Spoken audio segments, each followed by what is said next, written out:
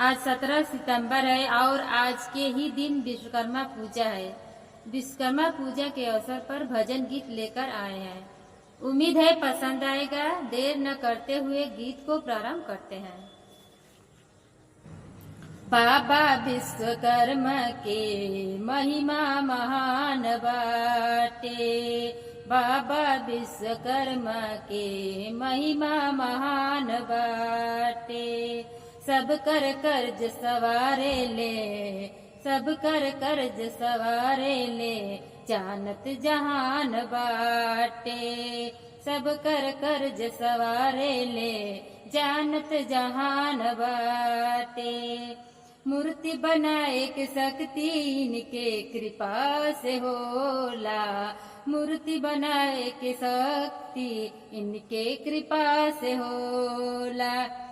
एक ही दिन तो याद कैले इनका के भोला बाबा। एक दिन तो याद कैले इनका के भोला बाबा। अरे इनका कृति के अभियो तक से, अरे इनका कृतिक अभियो तक से लंका निशान बाटे।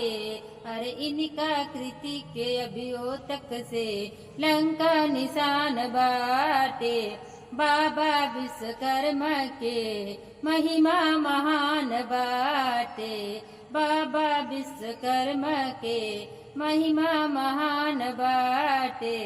धरती गगन से चलेला बाबा के अजब खेल हो। धरती गगन से चलेला बाबा के अजब खेल हो। इनके दया से चलेला बस गाड़ी और रेल हो। इनके दया से चलेला बस गाड़ी और रेल हो। अरे इनके कृपा से दुनिया में उड़त विमान बाटे।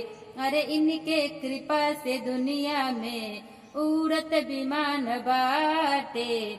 बाबा विश्वकर्मा के महिमा महान बाटे।